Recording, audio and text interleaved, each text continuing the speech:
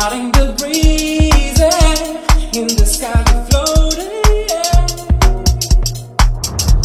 I'm riding my soul, and I'm so free. I'm not letting go, forever holding. I'm riding my soul. I'm riding my soul. I'm free.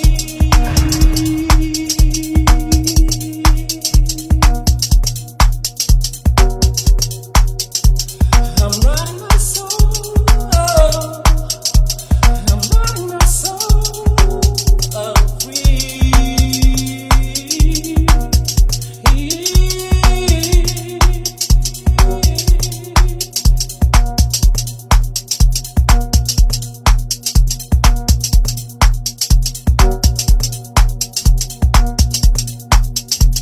Riding my soul.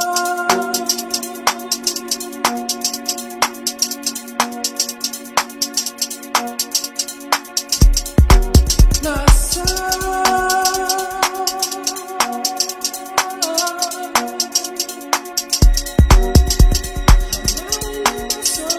Yes, baby.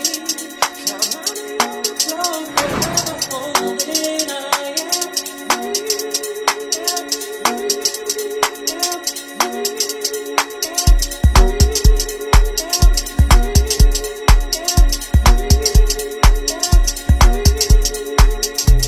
imagine the sweetest morning. You're riding the breeze, in the sky you're floating. I'm riding my soul, and I'm so free. I'm not letting go.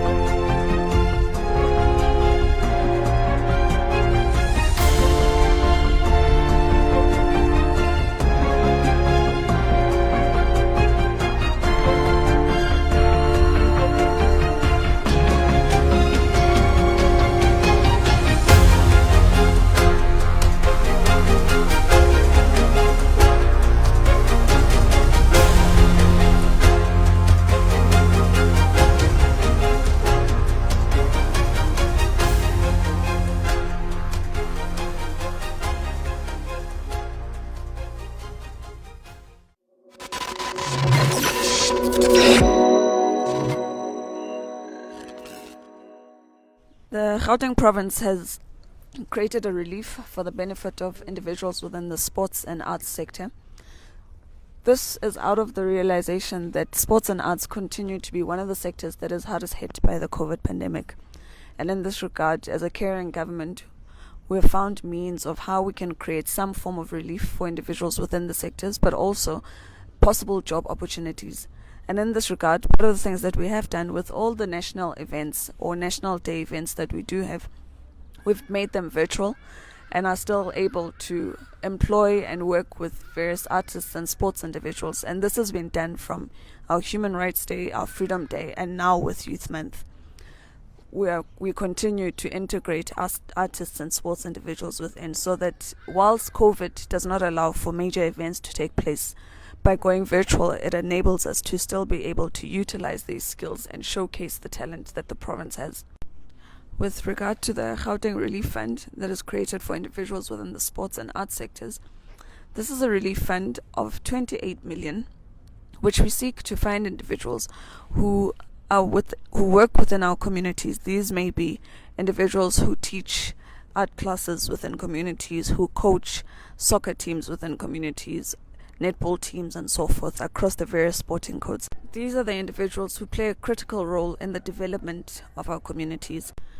These are people who ensure that our communities keep fit and, more importantly, are engaged within positive recreational activities. Our fund is geared at all these people, and all we ask is that you come and apply, visit our website, visit our social media pages at Gauteng SACR, that's at Gauteng SACR, and you'll be able to get more information. We really want to make sure that we assist these individuals because we appreciate the work that they do in our communities, because it is in line with what government seeks to do, and we want to make sure that people continue being engaged within positive activities such as recreation, within arts, within our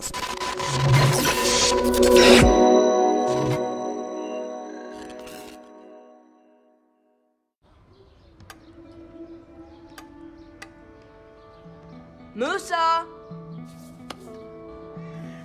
Musa! Musa! Hey Musa! It's almost time! Oh, get it.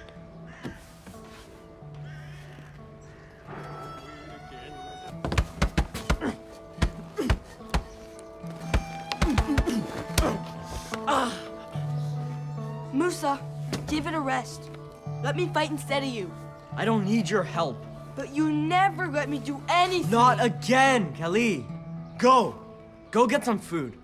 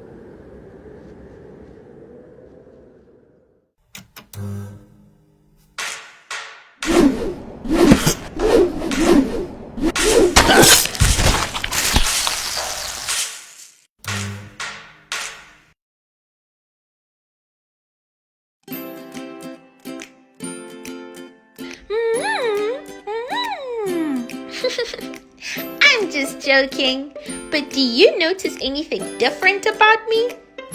I'm wearing my cloth mask. Do you have your mask at home?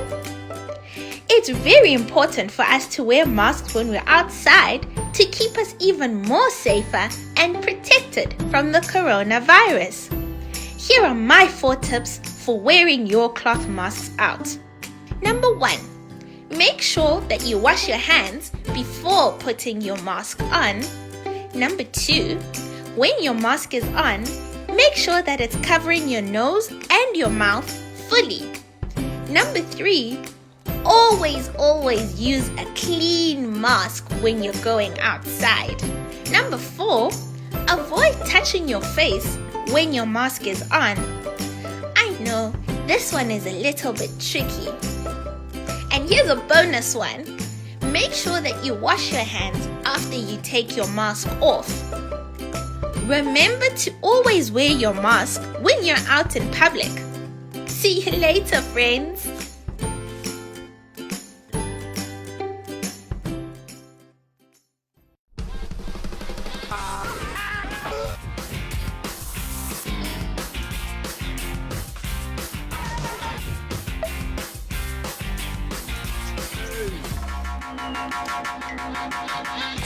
You said it, sister.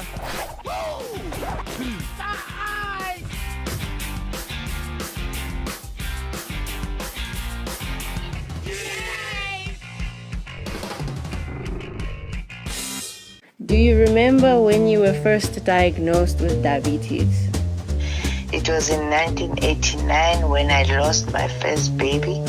I was diagnosed with sugar diabetes. It was pregnancy induced, in fact.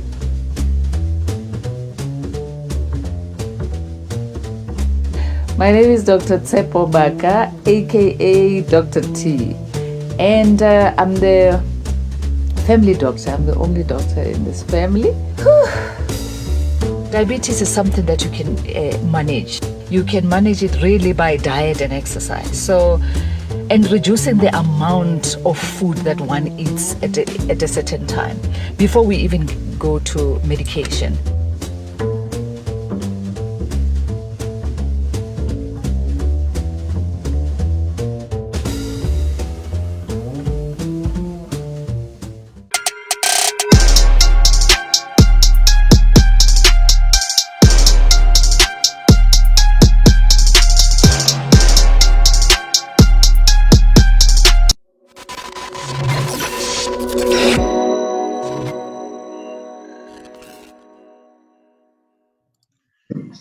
G'day, ladies and gentlemen. Thank you so much for joining us today. I am your host, Nick Wilson, for today's online masterclass. I'm joined today with my esteemed panelists, Leseho Foster, Kabelo Maka, and Sitembiso Mpetle. I hope I got all of the pronunciations correct. Pardon my Caucasian tongue. I'm still, as they say in isiZulu, ngiyaxolisa isiZulu kancane muso kukhuluma ngokushesha. So I'm trying.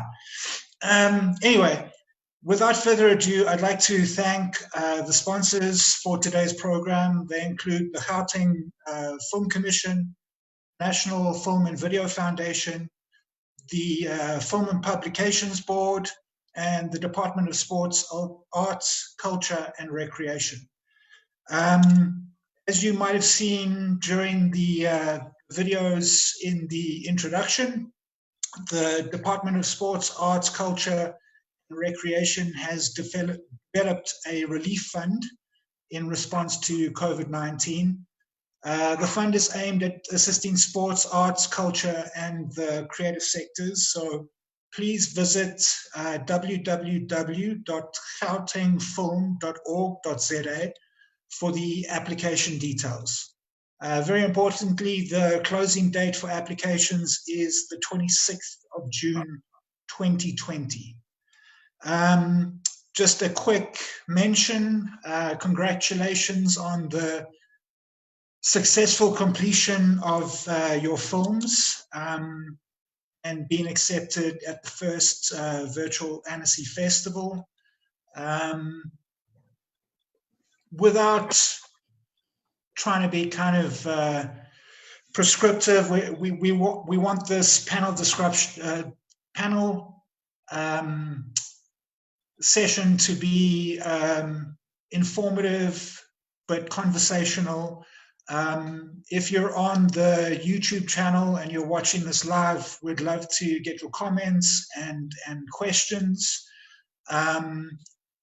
But I don't think I did the introduction to the panelists any justice, and I'd like them each to do their own introduction and give us, their background and some insights into the opportunities and challenges they've had. So let's start with Leseho. Mr. Foster, can you, give us a brief yet informative introduction to yourself and what you've been up to. Indeed. Greetings, everyone. My name is Beseho Foster, as Nick has said. I am a director, art director, animator, 2D, 3D, it doesn't matter. I'm just an artist making films.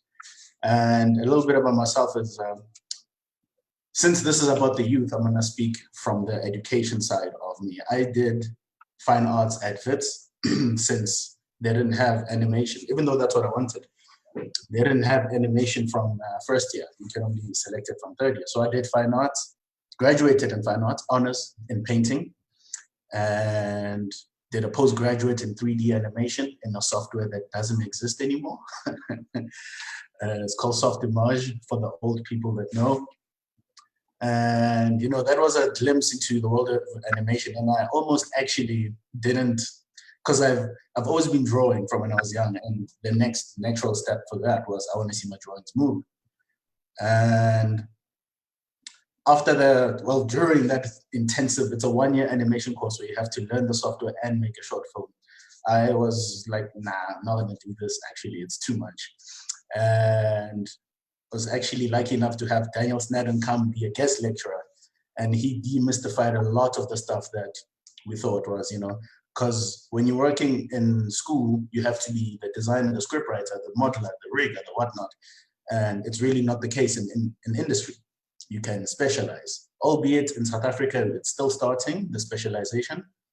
You can specialize if you want to do the modeling and someone, if you want to do the character design, you just have to be really good at that stuff so you can be hireable, if that's a word. So yeah, and then after that, I freelanced for like 1.5 years to 2 years, and while still teaching drawing at WITS, and went to teach at the animation school for 3 years. Crazy kids. It was recently opened, so I was one of the first 2 lecturers in Johannesburg for the animation school Johannesburg, although the Cape Town one was 15 years old. It was me and a guy called Timus. And after that, while I was at WITS, I got to go to summer school, Goblin Summer School, for 2 weeks. And instead of teaching me, it just made me just want to learn so much. And luckily enough, in the next year or 2, they introduced the master's course in English. For those that don't know, Goblin only taught in French for 75 years. So when they introduced the master's course in English, I applied to that, got accepted. And then the hard part came, which was, how do I pay for this? Because it's expensive. So I applied to the NAVF. They could only do so much because it's actually that expensive. And then spoke to Institut Français, which I'm still partners with through my other venture at Simulon. They funded the other side of it. So with those 2 collaborating, I got to do my master's at Goblin, where I stayed in Paris for 3 years and returned to come impart the knowledge that I have, So upon my return, me and my partner, a longtime partner, Ross Lelit, we reignited our studio, the Hidden Hand Studios, because the goal was clear now, I knew what we were missing. I still know what we're missing. I knew where we'd gone wrong and whatnot, It's a problem that happens a lot where people they imagine this thing of someone just giving them money, say, here you go, make what you want. It's not reality, it's not the world. You have to pay your dues, So Ross had been working at Mind's Eye for long, he's been paying his dues. I've been working, doing freelance all over the world, and now we know what to do. And on top of that, I was contacted by Tsimologon Precinct, it's in Braamfontein, to head up the new venture, animation, funded by the AFD under the Digital Content Hub. I know I'm getting technical, but these are the things that I went through under the Digital Content Hub to start the animation program. They had an idea that they wanted animation and contacted me as to how, what do you think? And as I said, I had ideas of what's been lacking, especially coming from education. I've always been interested in education as a Black person because, a lot of people get overcharged and underserved for really subpar education. So I have really strong opinions about that. So yeah, I agreed to the Tsimologon. and I created an internship. So instead of like working with beginners, because there's schools for that, I take graduates into this program, which is in its second year now. I think some of them are watching this. Hello guys, wherever you are. Obviously you're at home, COVID. Take 20 graduates. Well, you know, we leave space for self-taught artists because people cannot afford up to 80,000 to learn. So we have a majority graduates and leave space for self-taught artists who have that passion, that burning passion for animation, and just train them into that higher, you know, that high-end 2D. We focus on 2D. Even though we use 3D, we use it to help our 2D. And yeah, so there I've got two I'll call them assistants, but they're my right and my left hand, Jeannie and Bokang. And, you know, having the different expertise from them also helps me not to be too hands-on with everything, because if all the knowledge sits with me, then if I die, then the library has burned, you know? So yeah, but that's what we focus on at Simulogong, like 2D stuff. Right now they're working on 2 short films under the Young Directors Program, where Jeannie is directing one and Bokang is directing one. They are getting trial by fire. They're loving it, hating it, loving it, loving to hate it. It's amazing. But at the end of the day, the lessons that they're getting, both the young directors and the interns, are going to be invaluable. And I think everyone that's an artist that's watching this realizes that you only get better after you finish the drawing, the sculpture, the animation, whatever. You can't think about it and be better. You'll only be better. You'll always hate it because you've improved. That's a good sign. You know, if you do a design of pig warrior and you're like, could have done better, good. It means you're going to do better with the bull warrior. But yeah, to close it off, my focus, whether it's in my studio, we've partnered with Dipopai, who's right there, Stere. You know, we partner a lot with, you know, like especially Black studios, because there's a few of us. And in those studios, there's even fewer of us. So you'll find that, you know, in the Popeye, there's 2 of them. In the Hidden Hand, there's 3 of us. It's not enough to, if you're going to apply for funding, and you can't point the fingers at now the NAV, so, oh, but you didn't give us funding. But they're looking at the papers. There's 2 of you. We can't give you, we know you can't do it, you know? So we started this collective thing of bringing everyone together so we can work together and take some pressure off each other, with the big focus on authentic African aesthetics. You know, getting rid of that face paint stuff and everything happens in the jungle. I don't know when last I saw a giraffe myself, like yours, probably like 20 years ago, you know. This is Africa for anyone watching who's not an African. You see, that's a bookshelf. This is a light, got a jacket, gloves. So we're trying to show Africa as it is, you know. And it's actually important to do that, because when we could do live drawing where you could draw the street and whatnot, when someone from, let's say, Spain sees it, they don't know what they see, but they know that's from Africa. They don't know what it is, but that's Africa. Even though I'm drawing Greenside, you know, even though, you know, you don't have to always draw the poor side of Soweto and whatnot. And Soweto's vibrant, by the way. It's not what the media shows, you know. So we're working on showing those authentic African aesthetics. Yeah. Nice, thank you, Lesego. I just want to kind of jump back a bit. So you were doing your correct me if I'm wrong, your master's at Wits in fine arts. No, honors at Wits. Honors. Okay, so I mean, how did you afford that? How I mean, that's kind of a significant barrier to entry into the industry. You know, how were you able to navigate that? In terms of monetary, how did I afford it? Like in terms of monetary, I mean, I mean, going to university is a significant cost. So can you tell us about that part of your journey? So at Wits, I was lucky enough to find out about NAFSAs. You have to understand that our parents, as our generation, as I'm sure you know, because I speak with Stay a lot, you know, we went through the same thing. My parents didn't know how to help me. So I went there, got accepted first, because that's the basis. You have to get accepted first before you can apply for any kind of funding. After getting accepted, they told me, like the lecturers at Wits, the fine arts lecturers at Wits told me about NAFSAs. I didn't know anything about it. Told me where to go, what to do. So I went to Senate House, applied for NAFSAs is financial aid for those that don't know, but you need to have a good matric, guys. So got, they accepted it. They literally paid for everything, which I was lucky enough to paid for everything.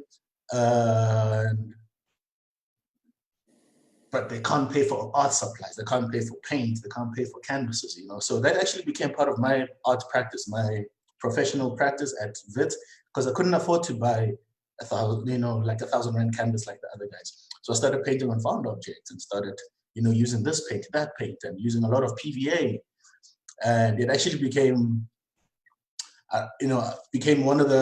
during my year, one of the most intriguing practices, because I was like interrogating painting, like, is it based on money, or is it based on skill? Is it based on, can you paint real people, or, But yeah, a major part of it was the NAPSIS, which I'm, still repaying the student loan. And let's go one step further back.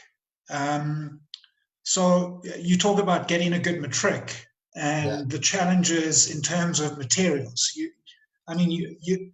You've just said the cost of art materials is expensive, and you interrogated that as an artist.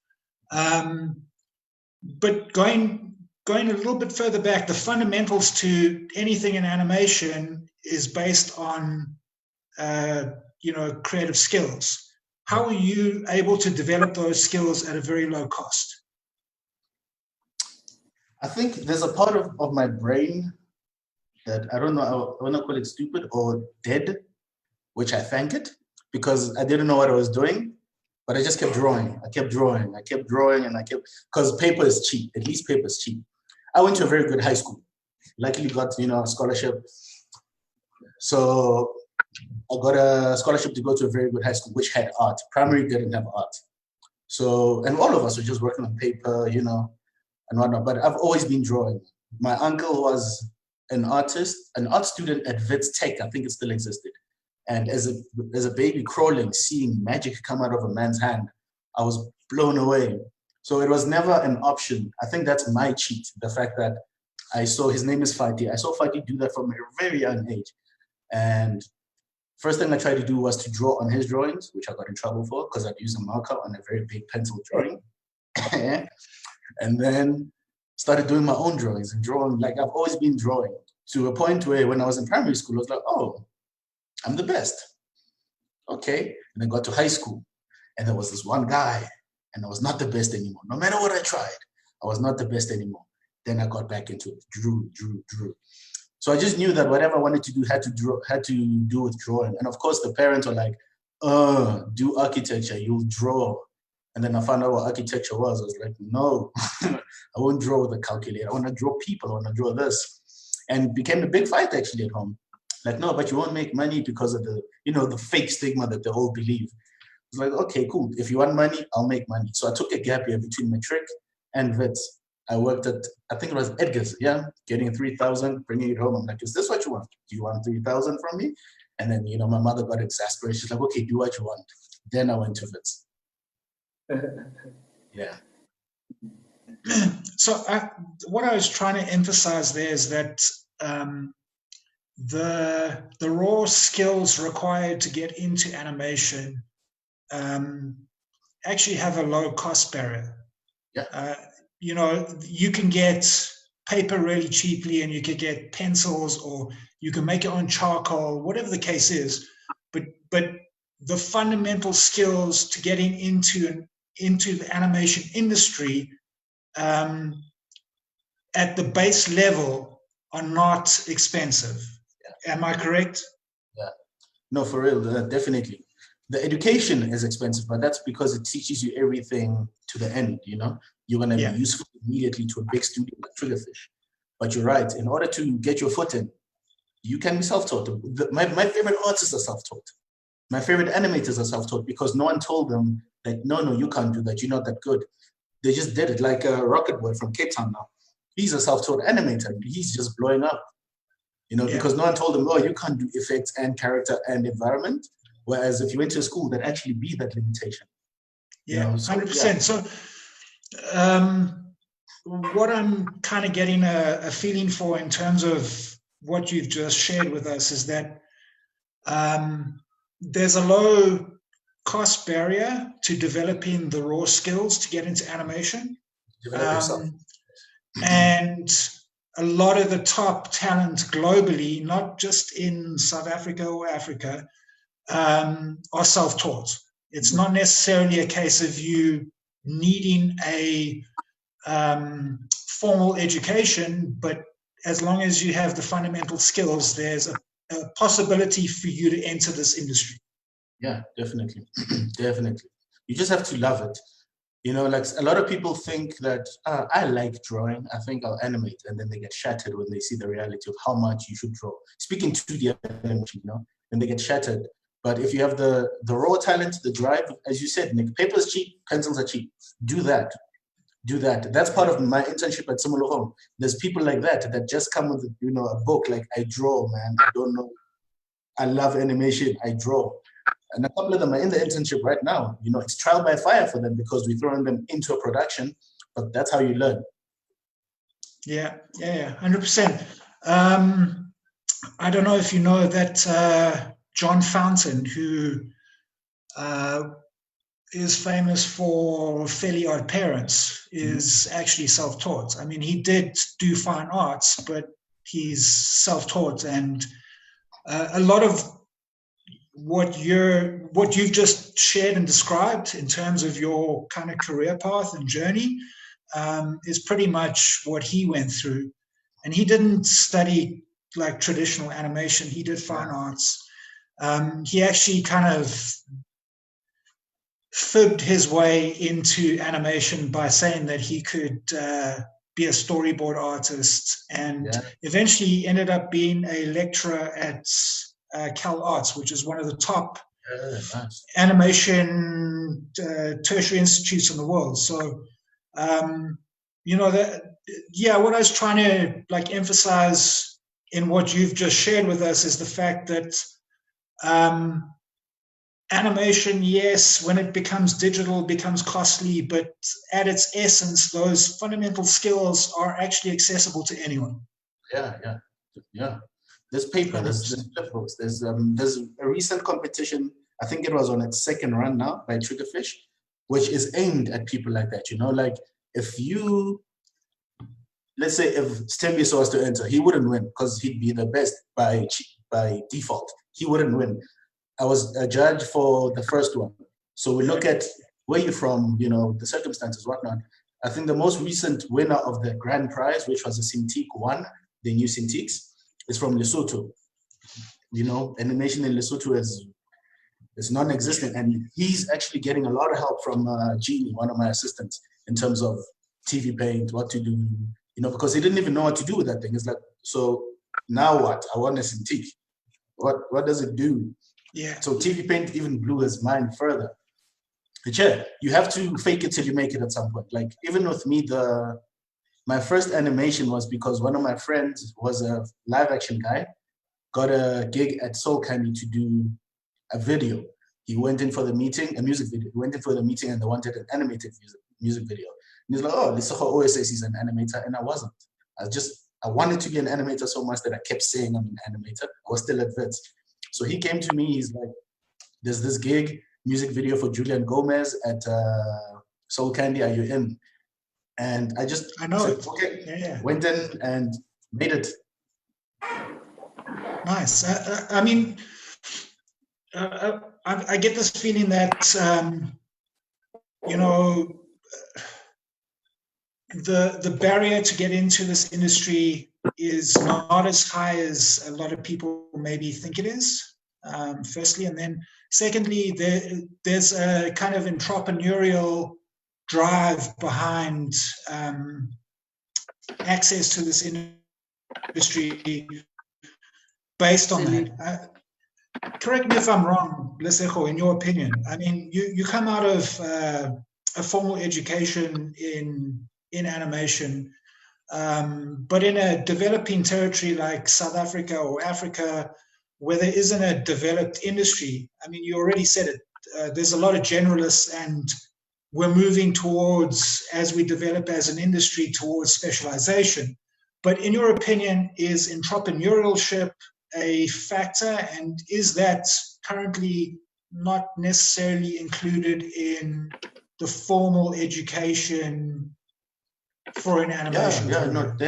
definitely. Because like myself running a studio, there were so many unseen things that ended up with me not drawing now.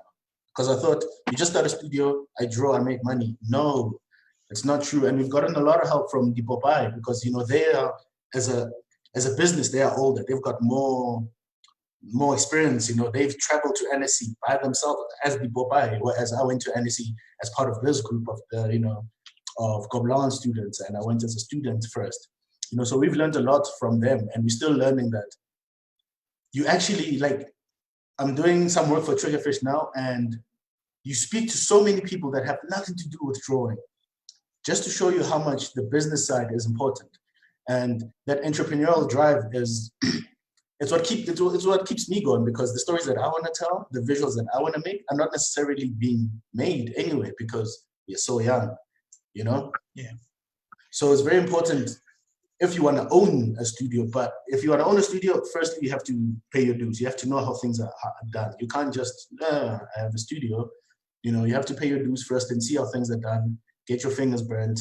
You know, get paid that 7,000 and be sad about it. But yeah, you've got to cut your teeth. Lesego, I think you and I could go on a tangent for another 2 hours. So let's pause it there. I think that's a great segue to Cabello. Cabello, please jump in and give us your background. You know, kind of the same vibe as Lesego just shared. We'd love to hear, you know, the waves that you're making, where you started off, and where your journey's going. Awesome. Okay. So, hi, everyone. My name is Kabelo Maka. On the internet, I go by Cablo, and my animation students usually call me Miss K. So, I am a creative director and founder of an animation studio called Cablo Studios, which Cablo play on my name. Cablo was actually my nickname in high school. I then carried in the business. I'm an animation director. I'm also an illustrator, and I teach animation as well to primary, high school, and university level students. And just like Lesego has said, and most people who end up working in animation, I've also been drawing my whole life. And to be honest, what I think about learning animation is that if you had to learn algebra and you had to learn calculus, this you can also learn how to animate. You can also learn how to draw if you have that interest and that passion for it. So that's where I'm coming from. So my studio, Cablo Studios, I started it in 2017. I was an intern with the National Film and Video Foundation. And then that was like a 10-month internship. And during that internship, I was also studying animation at AFDA. I was doing my honors year. And it was just flames, just doing so many things all at once. And then at the same time, I also went to the Govela Summer School. So it was the summer school and studying. So that was just the most difficult time. But once that internship ended, and once I had that experience studying for a short period of time in France, I decided to start Cablo Studios because in general, I have a dream to work in animation, to tell my own stories and to make an impact on this industry. I always thought I'll work for a long time, and then as I grow older, then I'll start the studio. I didn't think I'd start so young, but I did, and I'm glad for it because you just have to start and then keep moving. So what we do at Cablo Studios is we do short films, we do animated series, and we also do medical animation, which is our niche. And that's our unique way of how we decided to enter into the industry.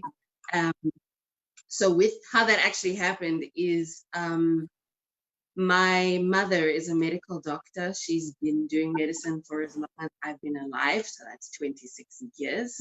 And she was very frustrated that her patients didn't understand what she does as a doctor and why she's there as an anesthesiologist, why and how come the medical bills are the way that they are. So then she said, Kabelo, can you make an animation for me that just explains this so that people can stop being confused about this thing? And I was resistant at first because I was like, I want to make movies, I want to make TV shows, and this medical animation is brilliant. What is it? And eventually, I made the animation for her, and that's how we started working together in Cap Studios making medical animation. And behind me, I put up posters for our first short film from Cablo Studios, which is called 3 Teaspoons of Sugar. And it we made it last year with the help of the Gauteng Film Commission and the NFBF and an animation software company called TV Paint. And that short film has been officially selected to be a part of Annecy International Animation Festival, which obviously because of COVID we can't be in France to be a part of the festival, but they have an online version which we have been participating in actually just before this festival started and over these 2 weeks during the festival. So that's been its own roller coaster, and it's been fun, and it's only like day 3 and I'm already seeing the reality of being part of the international community of animation. Yeah, what else? What do I need to say? I know you wanted to share like some slides about yourself and what you've been up to, but I just wanted to like underscore a common thread between what Lesego just said and what you've just said is there's an entrepreneurial spirit in what you've been doing. Like you got this formal education and you saw a gap, and instead of waiting until kind of a couple or several years into the future, you decided like upfront, I'm going to start my studio, and your bread and butter didn't necessarily come from your absolute passion for film and animation. It came from for lack of a better word, explainer videos. So maybe let's talk a little bit about that before you go into those slides that you want to share. Sure. So, I mean, I can just talk. So, how can I put this? You can't wait for somebody to pick you. You have to pick yourself. So that's what I have been learning with Cablo Studios and what I realized about doing animation in this part of the world. And in terms of, being a business, teaching yourself how to do this thing, you have to learn as you go. I remember at the end of last year when we did a couple of last year with Cablo Studios, we entered some business incubation competitions where we got some input on how to actually strategize as a business, how to actually build your model.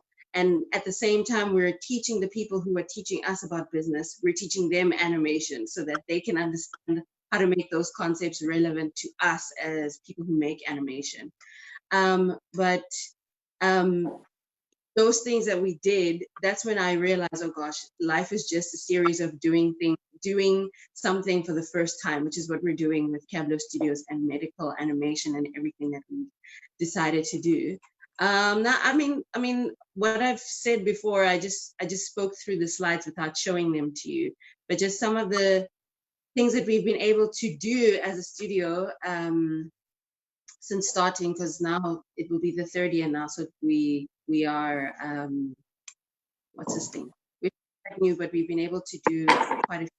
So one of them was this business incubation competition that we participated in last year. It was, when did we start? It was in May, I think we started with it. And then it ended in November. we won in that innovation competition. So it's called the Gauteng, thank you. It's called the Gauteng Accelerator Program, and it's run by the Innovation Hub, which is in Pretoria. And they had a bunch of different categories for businesses that that are doing something innovative within a specific space. So our space was medical, and we were competing against people who actually make like medical devices and like testing kits, things that are actually geared towards curing diseases. And for us, we came in saying that our solution for the medical space is teaching people about health related issues. And through everything that we went through, all the different training sessions we did, because we were trained by this business school called Emory, which is in, I think it's in Atlanta. Yeah. They trained us for a week or so where we really went deep into different business concepts. And I was like mind blown because I was like, I just draw, I just come up with ideas. I know about target market and audience development, but now I'm thinking about how does my business in animation, how is it actually going to be profitable and all of that. So we ended up winning first prize in that category, which also came with some funding that we're going to be using to help us make animation projects that we are actually in the middle of pitching at Annecy. These two weeks during Annecy, so it's been real. And then Nick, we entered a bunch of different African animation festivals, one in Nairobi, one in Accra, as part of the Animation du Monde, Animation Without Borders competition with the African Animation Network. And we entered a we entered a series called The Fam, which is based off of my own family. And we ended up winning a special recognition award for that. And as we've been talking to people, like we've been talking to people from London and somebody else we're going to be meeting from Buenos Aires next week. And there's some people from Italy that we met. They've been giving us really good feedback about that project. So it's exciting times.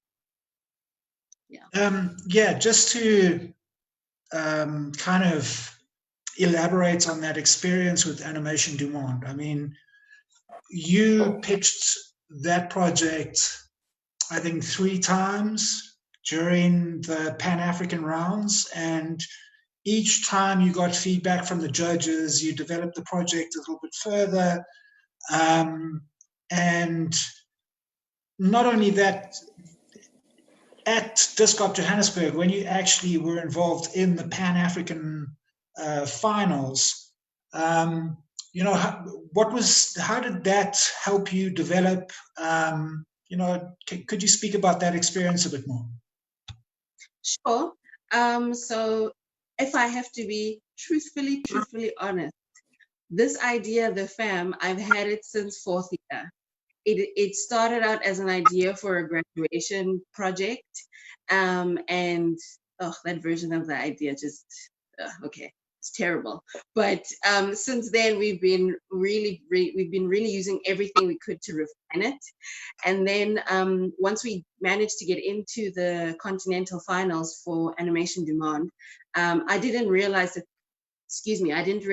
there was going to be additional training and input from the people from Annecy, who I remember we were all split into groups and we had a mentor. And just hearing from their point of view how my idea with my very South African context actually relates to them, and they can actually see it relating to audiences from their country, was eye-opening. And it made me realize that no matter how I decide to make this project, I have to make it because there is an actual market for it. And my lecturers would say, you know, the more specific you are, the more universal you are. And you're like, yeah, okay, you're a lecturer, you're going to tell me something, but you don't know the lived experience of the thing. But the more specific you are, the more universal you are. And I wouldn't have known that my little idea would have engaged with people from elsewhere in the world if I hadn't actually put us out there and entered these kinds of competitions and met the mentors and gone through that. So what I'm getting a sense of is that by putting yourself out there, you're growing, kind of incrementally or exponentially, as not only a creative but as an entrepreneur. Sorry, can you repeat? Yeah. So what I'm getting a sense of is the fact that by putting yourself out there through these competitions, you're growing either incrementally, so in small increments, or there's been kind of exponential growth for you personally and your company by entering these competitions that maybe ordinarily you wouldn't have done. Yes, and it's true. It's both incremental and just like sudden and exponential. Like for example, with entering these competitions, I'm someone who has to always overcome self-doubt. So when we enter these competitions and you get feedback like it's good, but it could be better for these reasons, and you're like, I got rejected. So these experiences are helping us as a studio to persevere and grow, and also adding those little changes that make our ideas and our projects better. But then also when you suddenly do enter something, like for example, last year I was at the Cape Town International Animation Festival, and I got a chance to speak about medical animation and speak about teaching animation. I remember I did that talk with Lucero. And then this year, fast forward, because we made a short film, now we're at Annecy, which is like a huge jump from the Cape Town Festival to Annecy. So in that way, it's been like a sudden and a big increase. But in other ways, it's also been gradual as we we do things like this, these master classes, or as we we enter into competitions and we refine and we meet people. And even because our context is different, where I would be sitting in a boardroom with somebody from a pharmaceutical company and explaining how animation could be useful for them to use for their brand.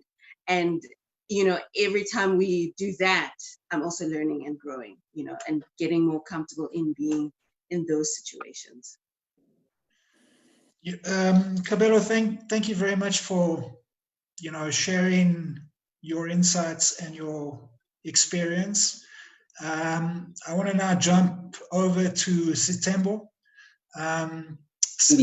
My apologies, I got that wrong. Stembiso. Can you elaborate about your background?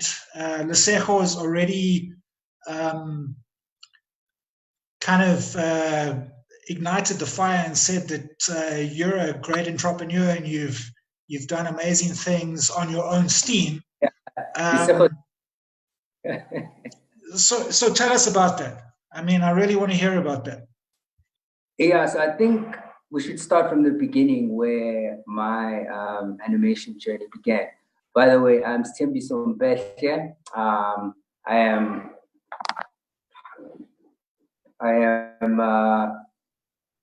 am I good? Yeah, I am the founder of Ipopai Studios and co-founder of African Animation Studio as well. And I'm a director, art director, animator, voiceover artist, scriptwriter, you name it all. Pretty much I do everything. And how I was introduced into the animation space, my journey began in 2005 because I went to the National School of Arts, where basically the fundamentals, the basics of just illustrating and art were instilled. But I only found out about animation as a course or as something that I could do in 2009.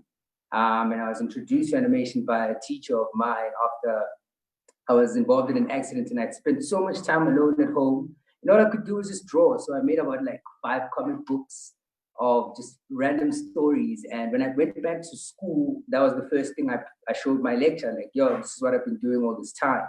And he then said to me, do you know about animation? And I think it's important for us to mention this because it's sort of a similar story with a lot of animators that I know, especially African animators, most from like previously disadvantaged backgrounds. That's always the narrative, where something like animation seems so impossible, you know, until someone tells you that actually it's possible. Because for the longest time, I wanted to be an architect. You know, I had a big problem with just paintings and drawings that just decorate walls. You know, I felt that my work always has to have a function and purpose. It needs to do something, you know, either build a house, build a community, but do something that I can see. And when he told me about animation, the first thing I thought was, oh, that sounds expensive. It sounds like something I need to do overseas. And looking at my financial background, that's something that's very impossible. Also, I mean, dude, it's just where do we get that access, you know? And he introduced me to, at the time then, I just forgot his name, but he was the principal of the animation school in Cape Town.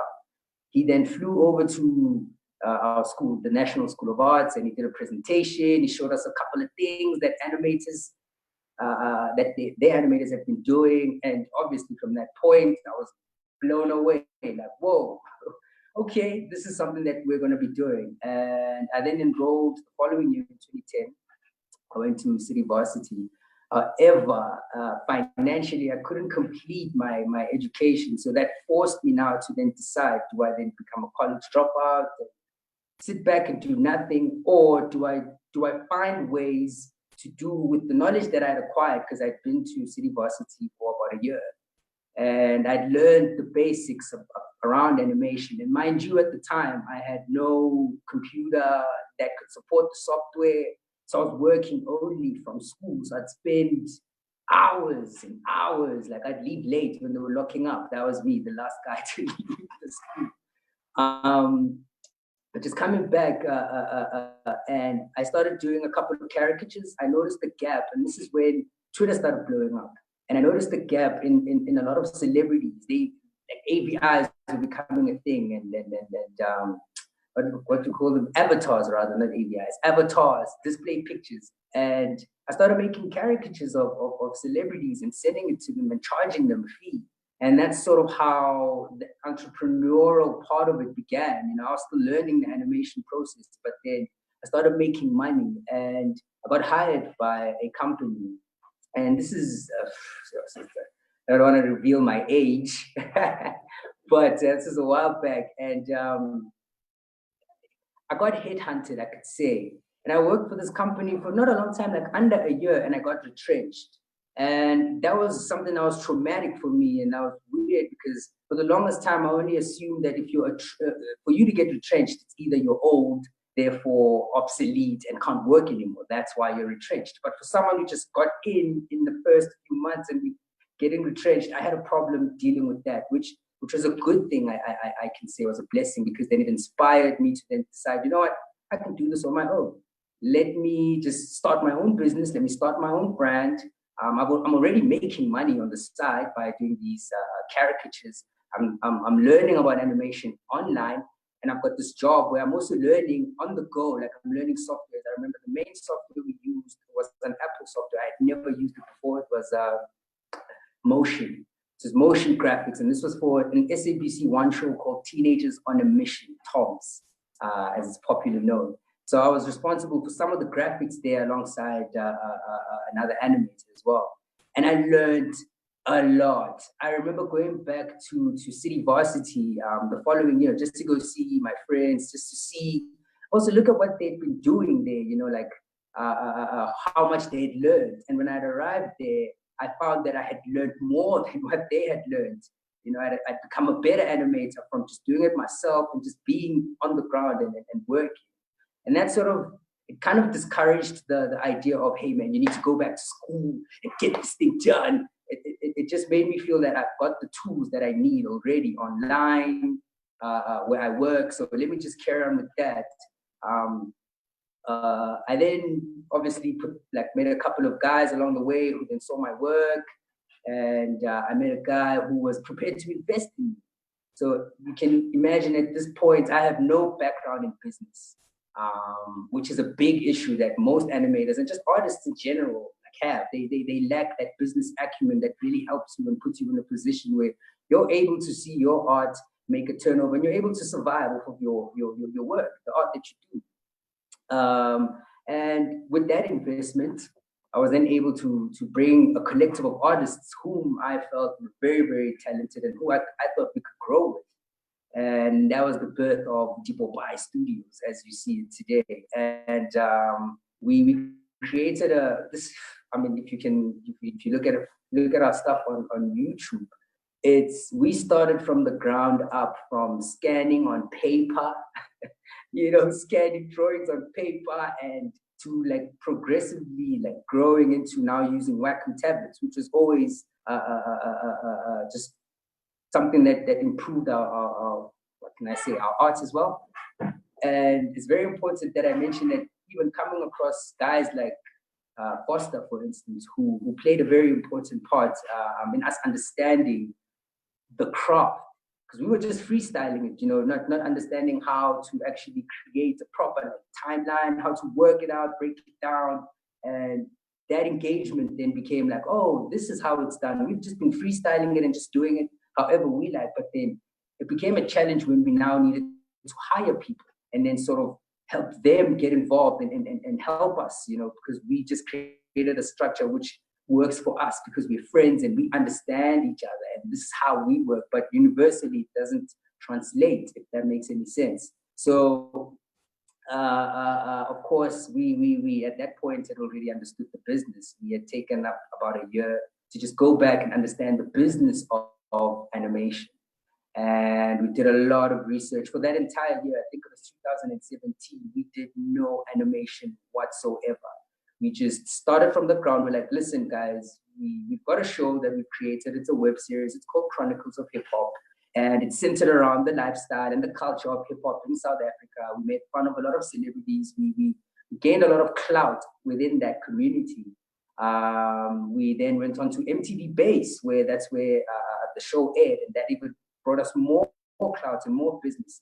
We then moved into making a lot of music videos. We did music videos for artists such as Casper, Kulichana, which are a lot of local dominant hip hop acts. And we saw ourselves even on the South African Hip Hop Awards stage, where our work was now being showcased there in front of this audience. And that's where, Osmic will he'll also add in there. But that's basically where we then realized, man, we're creating so much work, and for the amount of work that we create, we're not making the return. We're seeing our stuff on TV, we're seeing our stuff everywhere, but what is it that we're lacking that's just not clicking? And from there, that's when we decided, okay, let's just take time out, learn the business, learn the ropes, do the trademarks, get a rate card, for instance, because that's something you're not taught in school. You're taught how to work, how to technically become an animator, but how to make money off it, and how to do the business behind it. We struggled to just cost our animation. That was one of our biggest struggles, which is why for the longest time we weren't making any money, because we do these big projects, these robust projects for close to nothing, and unintentionally at that, And after 2017, we then went back and we're like, okay, now we understand how this works. And now we're going to move forward, and however we approach things, this is how we're going to move. And it made more sense. And that's when we were working and collaborating with Foster and Hidden Hand Studios. We were then able to now share those skills that we learned from a business side of things, a business side of this animation thing. And they were able to share their skills as animators, as on the technical side of things, which then created that synergy, and why we also continue to work together. But a funny story, my business partners met Foster in France while he was still there studying at Annecy, and he was the only guy there with a vuvuzela and the South African flag. And obviously, if you see someone in a different country with the vuvuzela and the South African flag, you're definitely gonna go to that person and be like, "Hey man, how, Sway?" And that was pretty much the beginning of the relationship with the Hidden Hand Studios. I hope I've answered I've answered you well, Nick. I definitely think you have. I just want to kind of reiterate something. I'm also a dropout, so I kind of share that experience. I studied animation for a year at a time where, yeah, I'm kind of old now, but there wasn't really a career path for animation. And I was studying video technology at Natal Technicon, and like after 3 months, I was like, I can't do this anymore. So I dropped out. But what I wanted to ask you, and it's maybe a sentiment that I share with you, is in terms of the entrepreneurship, the fact that you didn't finish your formal education, do you feel that you have to work harder? No, actually, like all the jobs that I'd worked, I applied without, because I worked 3 jobs in animation. I worked with 3 different companies, and none of them ever asked for my qualifications. They all just looked at my portfolio, and that was it. I never had to go back for an interview more than once. I had never had to. Basically, what I'm saying is my work speaks for itself. And that's always been what carried me throughout my career up until this point. It's the work. So I've never felt that I needed to go back to school or that kind of validation. No. What I was trying to maybe allude to is the fact that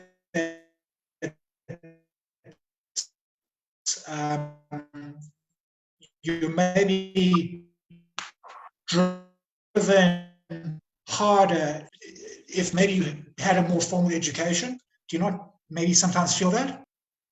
Oh, no, not really. I think, because I haven't been faced with a situation where that came up. So I've always been the way I am, hardworking. It's always been in my nature, So I don't think, because my business partners he graduated, and we still face the same challenges together. So even just looking at him, I sort of live vicariously through him in the context of this conversation, And it's pretty much the same. He works as hard as I do. We both experience the same problems in the space. So not really. Have you, if I may just share, ask you? Well, I've always kind of been hardworking. I've always like thrown myself into projects. And there's been times during my career where I've thought like maybe I was playing catch up with people that had got a more formal education. And in some instances, I think that's kind of positive in terms of the experience that I've had. So I was just interested in finding out if that's a kind of shared sentiment that you've had during your career.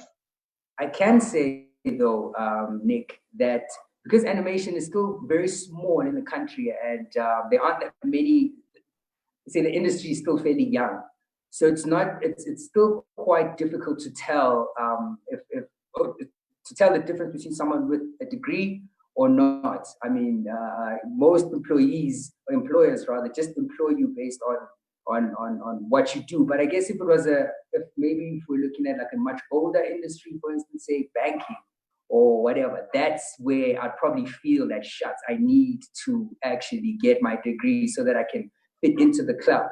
But because right now we're still developing this industry and coming to a point where we're setting these standards, it's not something that is easily felt, in my opinion. I can say that's just my observation of how things are. I think that's a valid point. And thank you, Lesego, Cabello, and Stembiso for sharing your experiences. I think we've kind of covered almost the full spectrum of the possibilities of a young creative moving into the animation industry. From kind of not being formally trained to doing your honors in fine arts and animation, to doing stuff in industries that are traditionally maybe not part of the animation ecosystem. So thank you guys very much. what I'd like to now kind of pivot to is the opportunities in new media and the digital space. So maybe Lesejo, you can kind of start that conversation. Where do you think the new opportunities are? I mean, there's a disruption in terms of film and TV globally, and everyone talks about digital.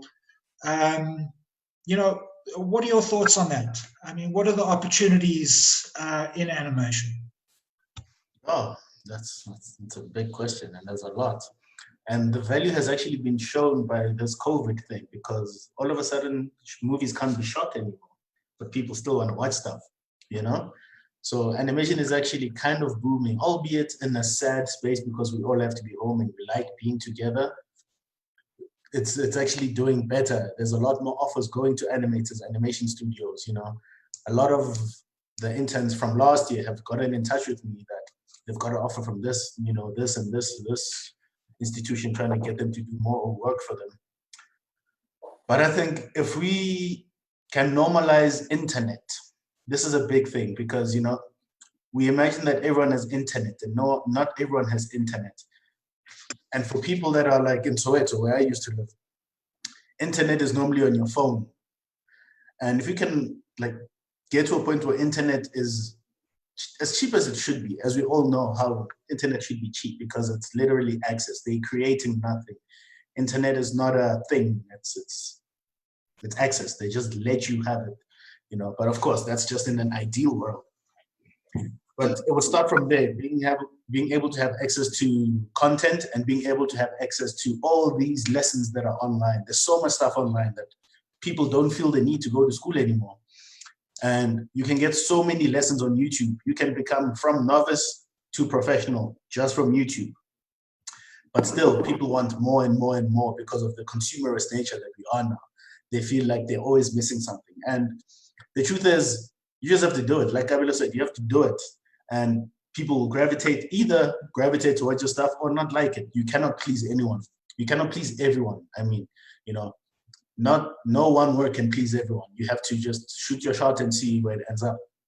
But in terms of us as animators and as collective of a studio and with Simulu Home, we found that we've actually been able to do better work faster during lockdown. It would be better if we're still together, but a lot of offers have been coming now because people still want content. Netflix is not shutting down. Netflix is booming. Yes, can I chime in? Mm-hmm. Yes, so just to add on the opportunities, as we're talking to distributors overseas, I realized we are in a kind of I guess we are able to survive during this COVID-19 pandemic. And that's because with live action, they physically need to be on a set and be around each other to be able to produce their work.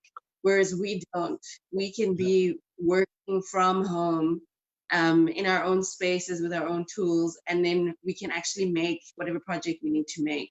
And it made me realize that at least from just this period, a short-term opportunity would be to kind of have the projects that we want to have ready to either sell or to pitch or whatever it might be, kind of for the new cycle of projects. However, if Netflix or whoever it might be buying a project, us as animators actually need to be ready to fill whatever content catalogs people are looking for. That's something that I realized that, okay, we are I mean, it's sad that COVID-19 is happening, but we're in a space now that we can actually take advantage of that as people who are able to work remotely, use the internet and that kind of thing. Yeah, I mean, when the lockdown kind of was first announced, and it's probably a joke that's in bad taste, but anyway, I'll share it with you. I mean, I've been working at home in a home office for almost 5 years, and I'm a self-isolating expert, and I think that's kind of the experience of a lot of animators, or at least a lot of creatives in the industry. So yeah, I agree. I think in many cases we're actually at an advantage because of technology.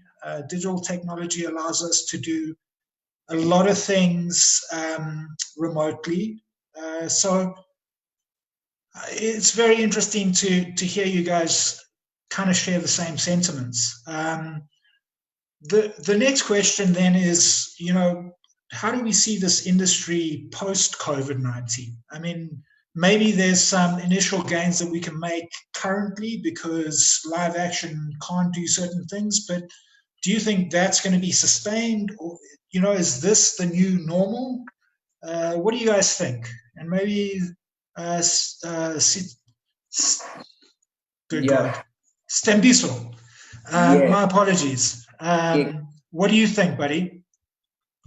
Oh man, honestly, if we're being honest as animators, we need to know one thing about our craft. So with animation, you can do three things: inform, educate, and entertain the masses. Once you've understood that that's the device we have, that's the medium we have, that power, that we're able to really, really, really go as far as we want to. I mean, I'll make an example now with this Wazi show that we've created. And how that came about was it started off just as an idea on how we can just create content to help African kids sort of accept themselves, self-acceptance, and see themselves as beautiful and amazing and smart and brilliant. And also to help parents, millennial parents, and just parents in general with just that kind of content, because that's in demand, So from that, then we just pivoted to seeing now what was happening with COVID-19. And at the time, this is when the whole pandemic was now reaching its peak and the numbers were rising. And we then decided, let's pivot this content and still use the same characters, still use the same tools, but now let's just switch the information up. Let's inform people about what COVID-19 is. Let's also educate them about what it is, and let's entertain them. But let's also do it in a way that doesn't incite any fear or any panic. And it's good for us to know as creatives and as artists that our duty is to solve problems. If you're not solving problems, then what are you doing? What are you doing really? Something here is. Pardon? Please repeat that. Oh, I was saying I'd like to add something here as well in terms of just more opportunities. I think there's an opportunity for using animation for older audiences. So just like how you've created your project to educate the younger audiences and actually speak to them in a way that they can understand, we also use animation to educate older audiences in a way that doesn't undermine their intelligence, but also doesn't speak over their heads, because we do medical animation, and medical information tends to just be very intimidating and hard to engage with. I mean, my parents are doctors, and when you're in the room and they're busy sharing their jogging, you're like, thank the Lord she's there, because she can just talk to them and then translate to me when I'm storyboarding later. But for us, there is opportunity there. I see there being animation for all audiences, both in educating, like what we do, and also in entertaining, like the fam that I spoke about earlier, the project that I have. It's an animated reality TV series based off of my own family. And that's also just an animation that's directed towards older people. I don't know if it will be a thing where animation will overtake live action and that people will choose to make more animations than live action films. I don't know, or live action series, I don't know. But I think it's becoming more of an option because we can continue creating, Yeah. So Stembiso, earlier when you were talking about your experience, you said that you've worked as a voiceover artist. What else? Name some of those roles that you've played that aren't just animator. Yeah, because that's one thing that people don't understand about animation, that it's such a multifaceted medium. It involves so many parts in it, like script writing, voiceover acting, you know what I mean? You need a professional voiceover actor to come and read the scripts and play the characters. That's another what we can call job opportunity. You know what I'm saying? There's visual, like layout artists, character developers. You know, there's all this stuff, and because we sort of started our studio ourselves from the ground up, we had to fill all those roles in. So over time, I had to become my own voice actor. I've voiced pretty much all my characters, most of them myself. Layouts, had to do the layouts ourselves with my team. So pretty much it became something that I love. So now when I create content or when we're creating a story, I always see myself as the director, the voiceover actor, the animator, the everything. Like but yeah, those are pretty much the roles that I play. And I think it's very important that we mention these things so people can understand that it's not only about the drawing and that technical side of it. I mean, you can be within the animation space and not have to draw. I mean, there's script writing, for instance. That's the beginning of everything. You know, ideation, script writing. We've actually now started taking months just developing a script without even putting anything down, which we've seen has now worked in improving our content.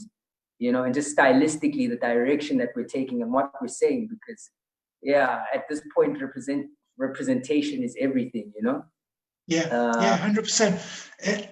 And why I kind of wanted you to elaborate on that is the fact that, you know, the preconceived idea of animation is you've got to be able to draw and you've got to be able to tell a story sequentially, but there's a lot of additional skills and job opportunities, not just as kind of traditional animator.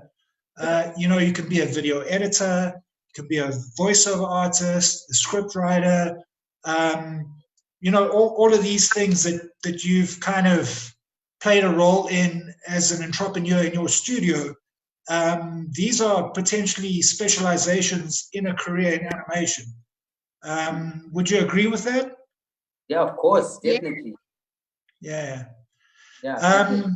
You know, in terms of COVID-19 response, Cabello, I mean, you're involved in sort of medical animation, but I think there's also, you know, as we've just discussed right now, opportunities outside of just traditional kind of creative skills in the animation industry or the animation ecosystem, which people could explore.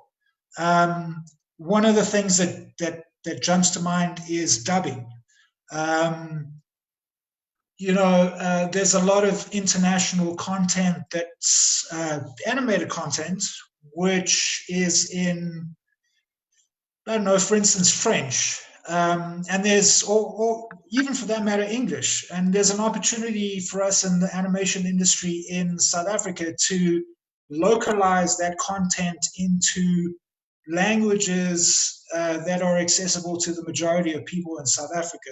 I mean, would you guys agree to that? Yes. Absolutely. A big part of my personal journey is to use our languages now. You know? Yeah.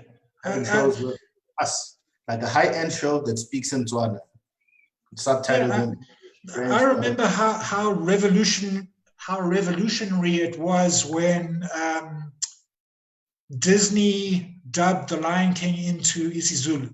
I mean, that was pretty special at the time, right? Yeah.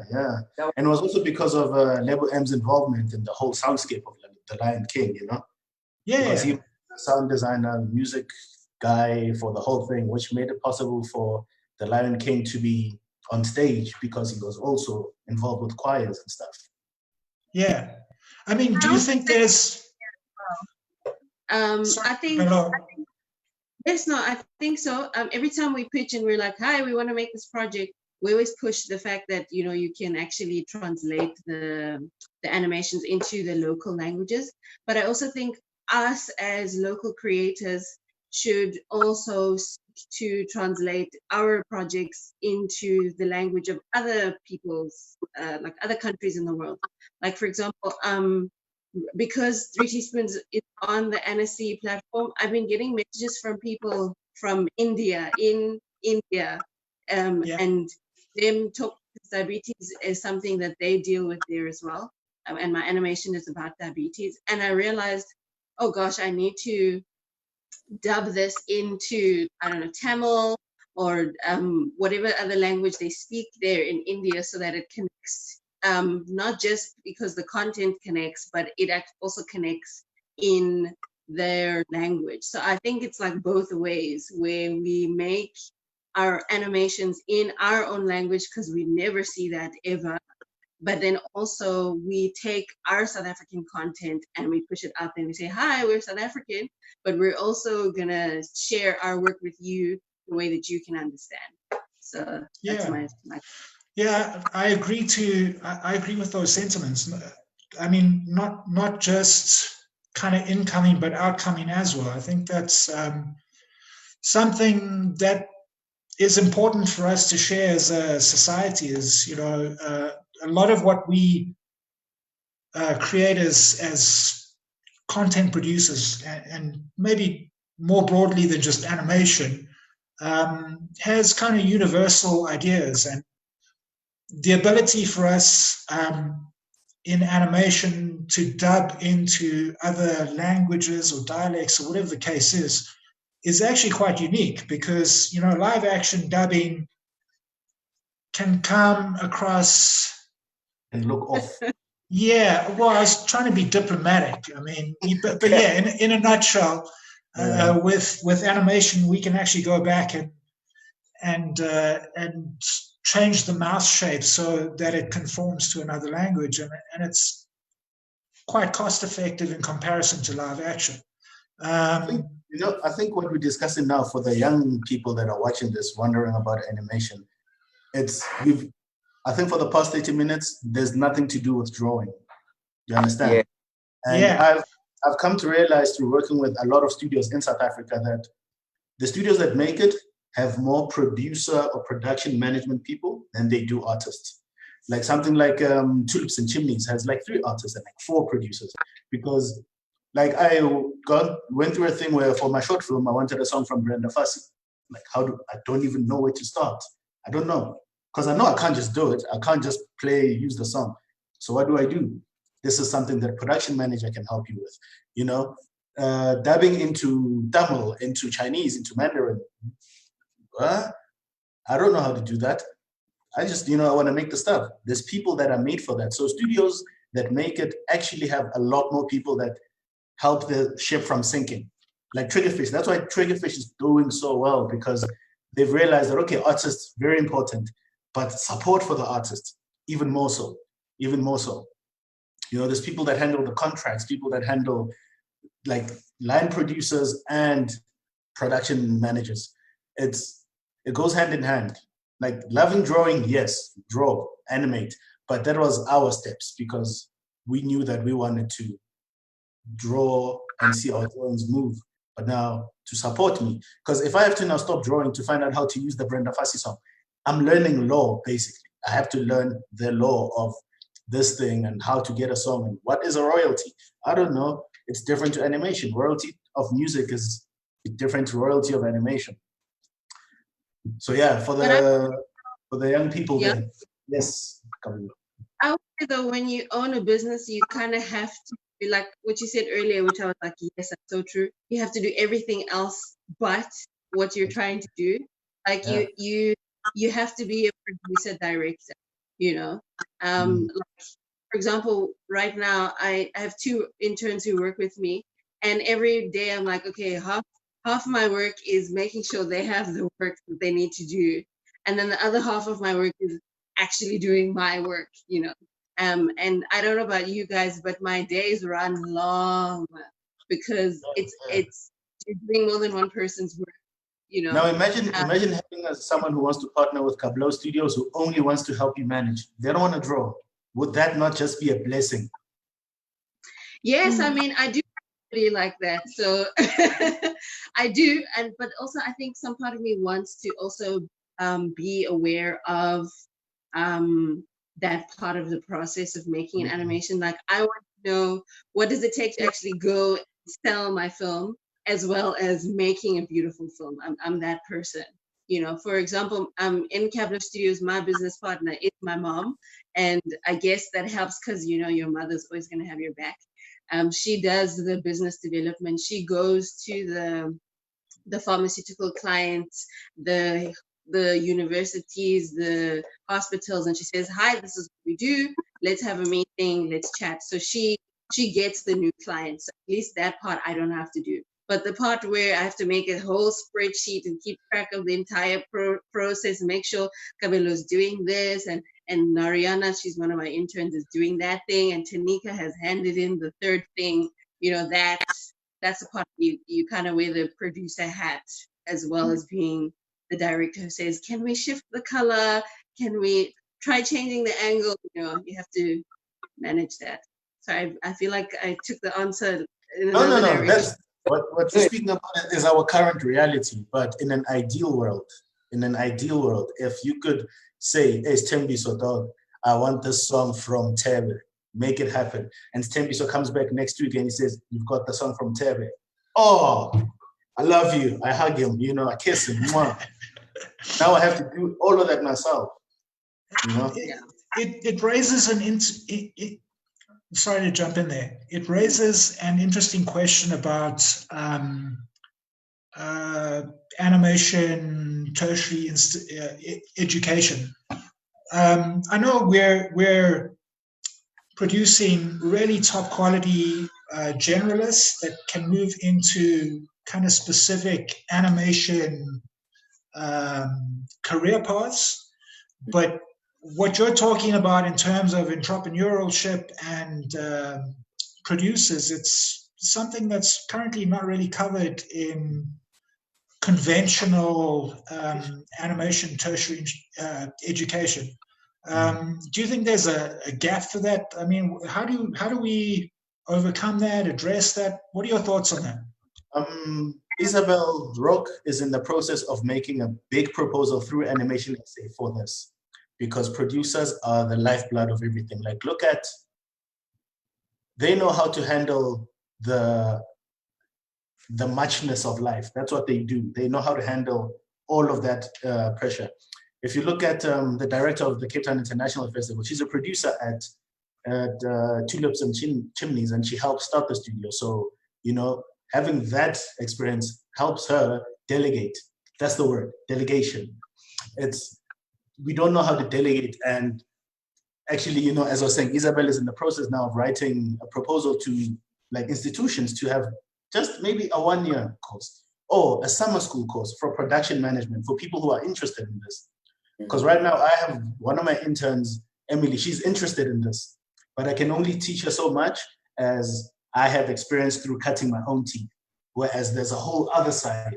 If I was able to just take her to a producer school, go there, she would learn so much, way more than I'll ever know. And that's what you want. You want to work with people that you trust, people that are better than you in every single aspect of this thing.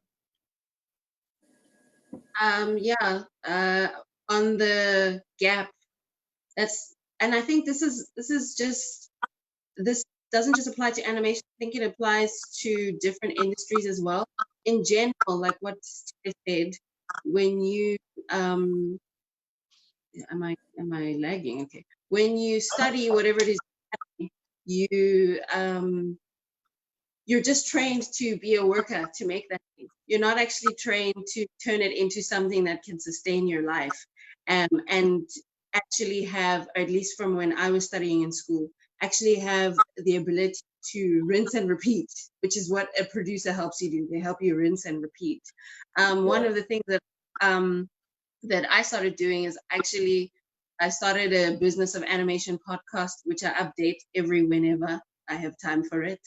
And that's where, at least for now, I share the things that I'm doing, as you say, cutting your teeth.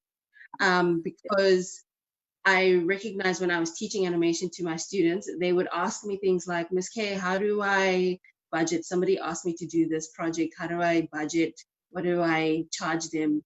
How do I make a quotation?" And so I had to answer these questions, and I'm like living it and learning it at the same time. Yeah. I started to do the podcast. There's a different gap in there. I also wanted to say, Lisoro, in terms of the music licensing. So what I do is I buy subscription services. I just pay like 1 year licensing fee to get, so not specifically like a specific song where you want a specific artist, but to get just a general overall library. So that's what I do to. I'm aware of that, but specific. You say this is a scene for Brown Dash. I want the Brown Dash song. You know? So those, but yeah, I absolutely agree. There is a gap where you have to really learn the producer side, the business side of what you're doing. Because what's the point of making a beautiful animation if you're not going to be able to? No one gets to see it, as well. From it. Yeah. Can I just add? There's also one facet of the whole animation process that we always forget about, which is the music side. Yeah, like that's very important. You need someone that's going to score the music. You need someone that's going to edit the sounds. You need someone that's going to put it together sonically. That's 50% of your production. So when we started the studio, we had a music department. We had guys that were specifically there to do the music and make sure that that's something that we take care of. And in that, we then also got exposed to stuff like royalty-free music because they're more inclined, and also how to go like getting something approved, and even simple caricatures. I remember in one of our projects, Chronicles of Hip Hop, we used a lot of live celebrities. We used their actual names. We tried to South Park it, not understanding that there's legal process behind all of that. Do you understand? So we had to stop on the project because of this, and it was starting to raise a lot of initially it was just a bit of controversy, but eventually it became something that was almost detrimental to the business. So it's very important to understand that. I think I might have just went on a tangent, but I just thought we went through the same thing when I was working for Nick with Teenage Mutant Azanians, because we had to make it clear that this is this person, but it can't be that person. Like, okay. Yeah. So we came up with a creative idea, and that was to mutate South African celebrities and politicians with cute furry animals. So in legal terms, we were playing off. That was like a huge thing for us. We had to go consult lawyers. That was a huge expense. With My Child Teenage Mutant Azanians, the premise is that African politicians and celebrities are cross-mutated with cute furry animals in a kind of South Park setting.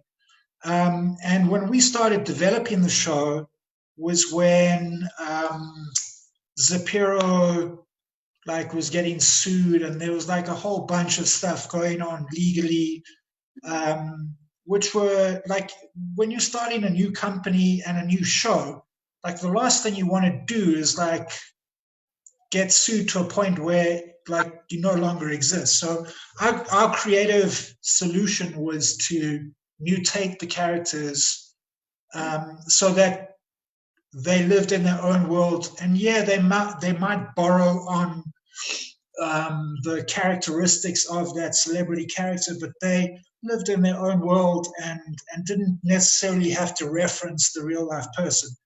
But that's those kinds of things are generally thought of outside of the realm of the animation industry ecosystem. So I think there's kind of been a general thread that the three of you have been sharing, that through your experiences, you've not only had to be a creative, but you've become entrepreneurs, and you've had to fulfill roles that are not necessarily considered part of the animation skill set.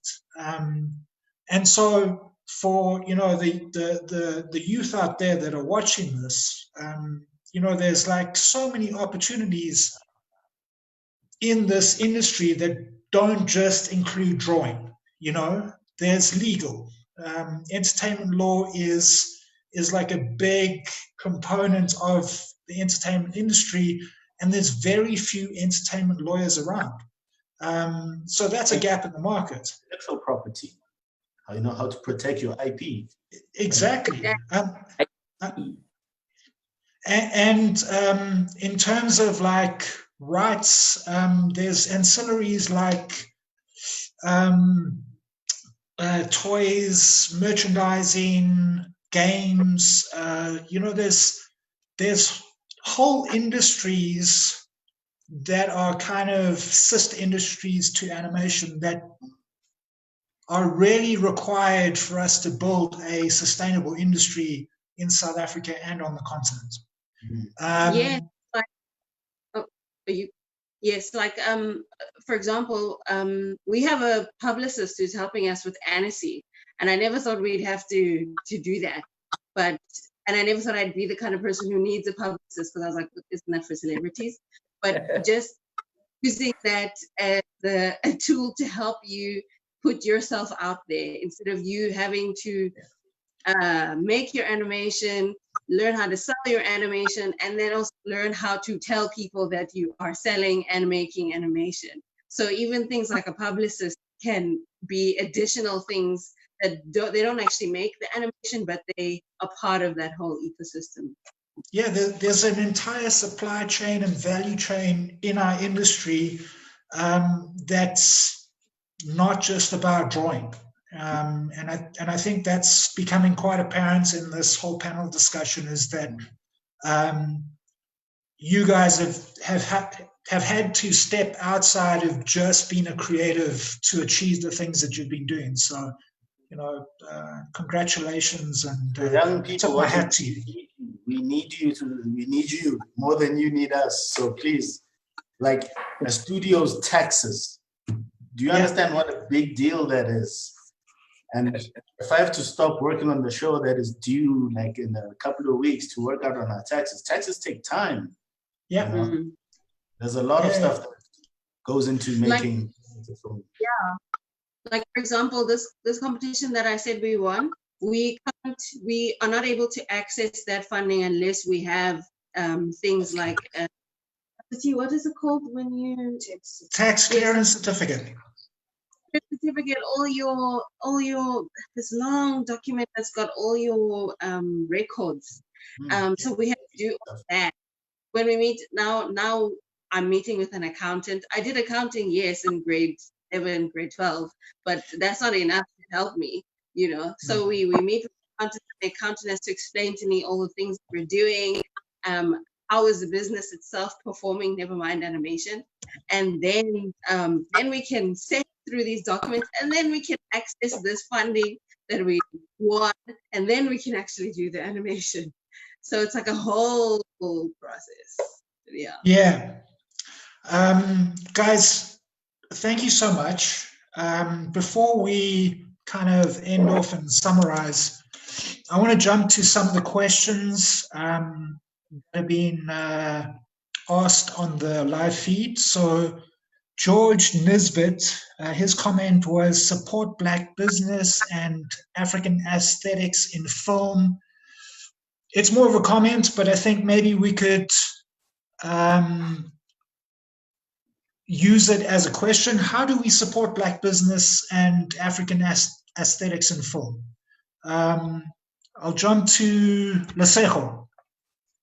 Okay. George Nisbet is one of my interns, actually. Yeah. Crazy person.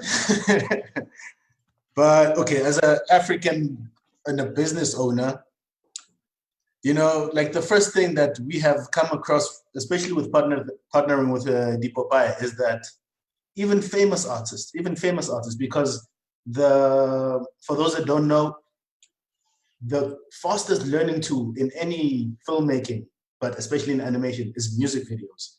It's short turnaround, and you have to do like a story. So we do a lot of music videos. Even artists who are under Universal don't want to pay the rate that we actually charge. So we end up having to undercharge just because we need to be able to pay the people that work for us. That's something that I've introduced through this partnership, is that we will not do everything. We get layout artists, we get more animators, we try to grow the studio. Even if it's just for a couple of weeks, the studio is bigger than it was, and then it shrinks again. It gets bigger, then it shrinks. It's like breathing, So it's to not say, well, firstly, you need to understand the value of art. When I was living in France, I realized that when a child shows interest in art at the age of 3 or 4, they support, because it's one of their oldest professions, you know. Da Vinci was an artist, so they support it and they take it as seriously, if not more, than a doctor. So we need the kind of support and understanding that this stuff takes time. It's not just, but you'll just draw it again. And we hear that so often, but and just. It's just draw it again, but it's just, you know. So it's actually come to a point where we are starting to work with international people subcontracting us because they know the value. When you charge $150 a day, they're like, "Woo, you're actually so cheap." You're like, yeah, exactly. Yeah. Whereas if you do that here, it's like, but I thought the music video would cost 5,000. Like, but what? How? Yeah. You know, but here's another question, Lesejo, just on that point. And maybe this is kind of geared towards parents of young Black creators. Like, I know from having spoken to Black friends of mine and peers of mine that, you know, they want their kids to become doctors, lawyers, accountants, architects, and it takes a lot of convincing for Black creatives to say, you know, mother, father, this is the career I want to pursue. Is that maybe not a starting point, you know, in terms of supporting Black businesses? Yeah, it gets to a point where it's about animosity at home now. Before you can get, it's not even about your way. It's, you know, before you can get to study the art that you want, it becomes tense at home. But Triggerfish is actually, for the young people out there who are having this problem, because I know you're having this problem with your parents, Triggerfish has created a course called Training Your Parents or something. It's online, it's free, it's on YouTube, where they speak to different artists and how they convinced their parents into, you know, letting them study this thing that we do. This very lucrative, amazing thing. Like, imagine you get to make cartoons and you get paid reasonably well, you know? I'd like to jump in with this one. Sorry, there's noise in the background. But I had a different experience. So the rest of my family didn't quite understand animation, but my mother was actually quite supportive. I remember when I was growing up and being one of those children that draw all the time, I actually wasn't, I wasn't reprimanded and told, no, you must stop drawing, you must finish your homework, whatever. My mom was actually quite supportive, where she went and helped me find places where I could job shadow. I remember I job shadowed at a place called Bug Box Animation. And Daniel Snadden was also there. He told me a bunch of different stuff, animation. She is a doctor. My dad is also a doctor. He rest in peace, my dad. But I never had that thing where you must also be a doctor. I never had that experience with my family. And one of the You're one of the lucky few. You're one of the lucky few. Yeah. Majority of us have to have this fight. You know? That's true. For how parents can support their kids is watch. Like what my mother did is she watched me. For whatever reason, I just didn't get over drawing. When other kids get over it, I didn't. You know, that's one thing a parent can do, watch your kids. The other thing they can do is talk to a friend who's a friend who has a friend who works at SABC, who works at, to help your child get to know someone who's at least. I've met your mother, and she's a very level-headed person. I can understand how it worked out for you. Like, she's the kind of person who says, "Wanaka, make me understand," whereas others are not. You know, where others are not. Like, just art means no money. You're super lucky. And to be honest, it's not necessarily just like a Black thing. Yeah. My dad, when I told him I wanted to go into a creative industry, was like, no. You will study what I want you to study, because I don't see a career path for you. And it took me like 10, 15 years to be able to come back to the industry that I really wanted to be in. So I think there's some shared experiences, but I do think that considering, you know, the history of South Africa, that kids of color find it more difficult to enter creative industries because, you know, the economic issues surrounding Black families are a lot different. So, you know, South Africa is a really young country, to be honest. You know, we are, as Black people, we're still discovering careers. So it's really young. Like, I was alive in 96. I remember 96 when it all, you know, when segregation all ended properly. It's really, we're really young. A lot of stuff is still new, and Black parents are like, doctor or doctor. You know, that's it. Accountant, engineer. Yeah. Can I just say something? You know, first, there was quite a cool story about these kids that are in your class. Bushle and Tim. Yeah, Ubani? Bushle and Tim. I've got a 12-year-old and a 10-year-old. Yeah, I mean, that's a beautiful example of how parents think, you know. And the reason why a lot of them are very skeptical is because they don't have examples of successful animators or successful studios that they can see. Because if I see a doctor and I see doctors successful, obviously I'm going to be comfortable if my kid says, hey, I want to be a doctor. I know that that's an industry that makes money. They'll be fine. They won't suffer. But then when you look into the arts and you look at animation, for instance, which is something that they don't know much about. We only just discovered animation. I think it's still like fresh for us, you know. But just going back to the story, the kids came and the first question they said to him that came from their parents to Foster was, how much do you get paid? And once Foster disclosed that information, the parents are like, okay, it's fine. You can go do this animation thing. We are happy, we are comfortable. So for them, it's not necessarily that they dislike animation or think it's taboo. There's a trust issue. It's a trust issue, yes. Will you survive? Will you be able to take care of yourself? I think that's the big discussion there, you know? Yeah. Yeah, totally. We've actually gone over time, so I want to jump into a couple more questions before we wrap up. The next one is from Primo Motibi. During this lockdown, I have started learning how to do animation. Every day I learn something new. Some thoughts and maybe words of support towards that comment, guys? Primo. Yeah. Oh, Primo, share your work. There's many groups on Facebook. There's nothing like sharing your work. Be open to criticism, and no one is trying to hurt your feelings. If they are, you can tell from the way they write. Just walk past that comment, look at the next one, share your work. There's many groups, South African illustrators, South African character. Just share your work. That's it. How important is sharing your work for constructive criticism?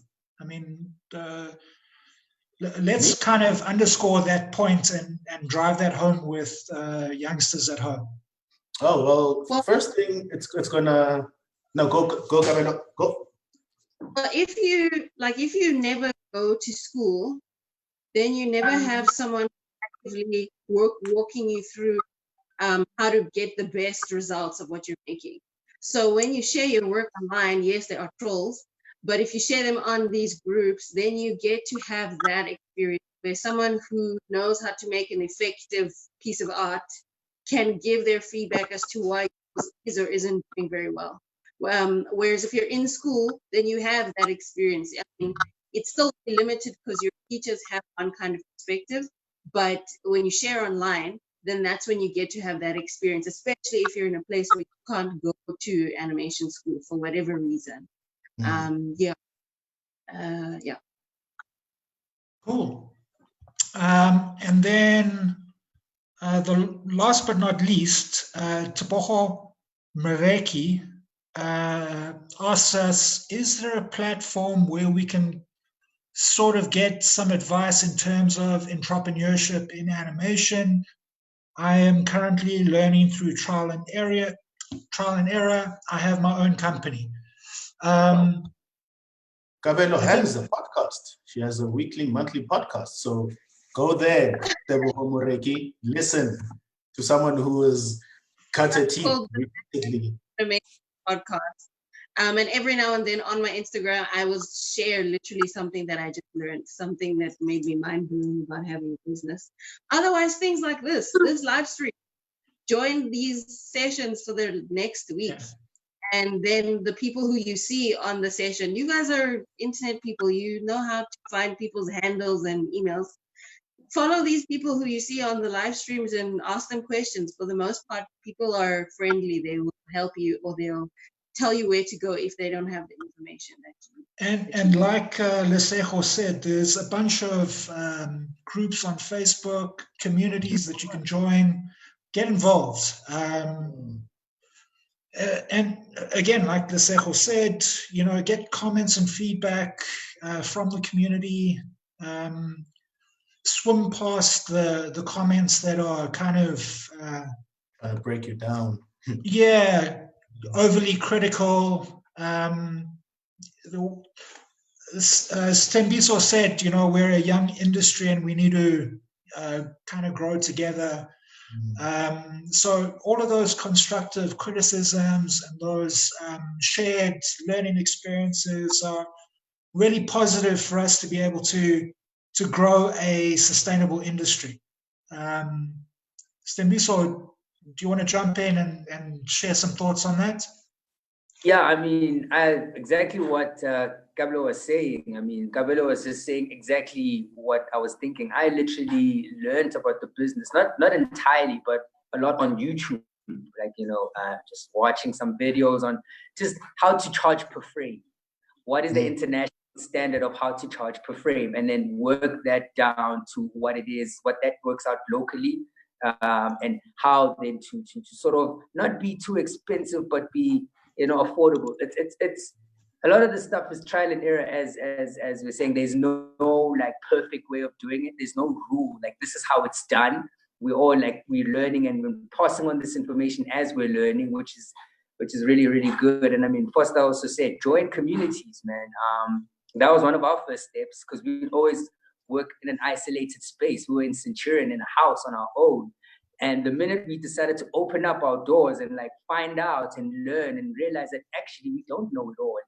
There's guys like Kabelo, there's guys like yourself, Nick, and Foster, that are doing the same thing, but maybe you might find that Foster's struggling in the business side and you're good with the business side, or you're struggling with the animation principles, for instance, and that's what Kabelo is good at. So you then begin to integrate into these communities and swap information, and that's generally how it's done, I guess. So I think that's just my how I see it and how it's worked for me. Yeah.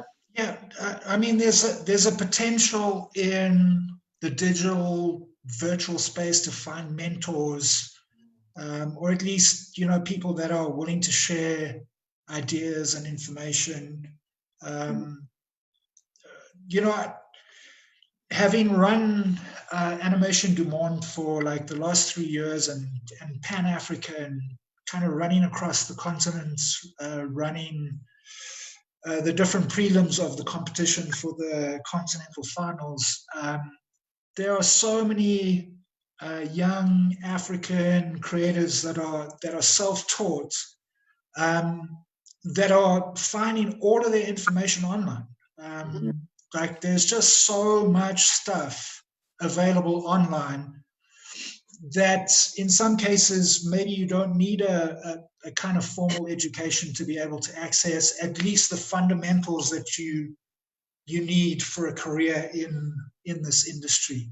I mean, I'm not downplaying the requirement for formal education, but I think with access to information and the internet, there's a lot more opportunities available that maybe traditionally, 5 to 10 years ago weren't available. So I think that comment about joining online communities and finding mentors or kind of influencers that can guide you on your journey are pretty valid and probably very important for young aspiring creatives. guys, we kind of need to wrap up now. We've run 10 minutes over. Let's just quickly cycle through all of the panelists. Stembiso, let's start with you. One final thought or point that you just want to share with everyone that you think is kind of important in the context of youth in animation?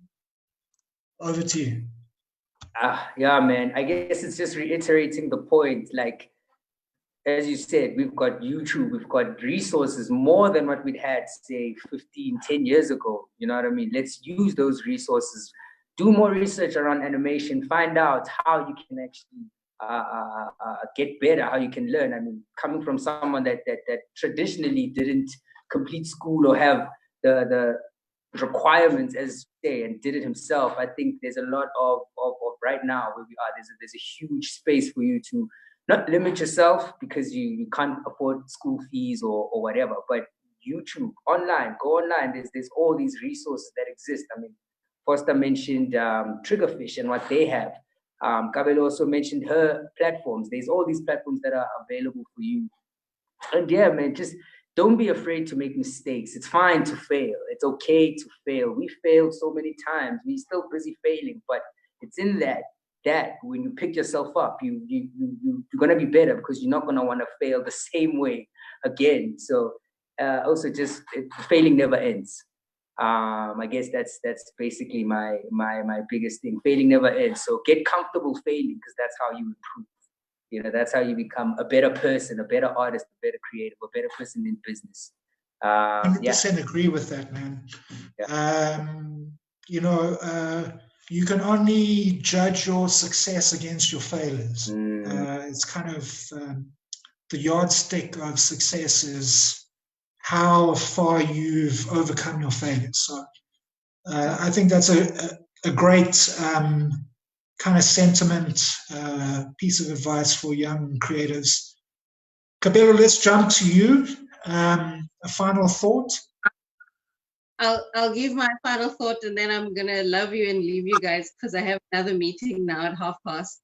For me, I would say where you are and what you have is actually enough to get started. And it could be something as simple as pencil and paper, an idea, and that's all you have. That what you have is enough to get started. And that's the thing that's been keeping me, because sometimes we think we have to have certain things in order to be able to do whatever it is that we are imagining. The fact that you've imagined it and the fact that you have whatever tool you have is enough to get yourself started. And I guess the only other thing I will say is if you're the kind of person who prays, then pray. And then also never lose the love that you have for animation in spite of all the other things we have to do. Don't ever lose the love for animation because we do it because we love it. So yeah. So I'll love you and leave you guys because I got to go to a meeting. Thanks, Kabelo. Yeah, I just wanted to kind of expand on what Kabelo just said. The barrier to entry into the creative industry is, in terms of skills, paper and a pencil.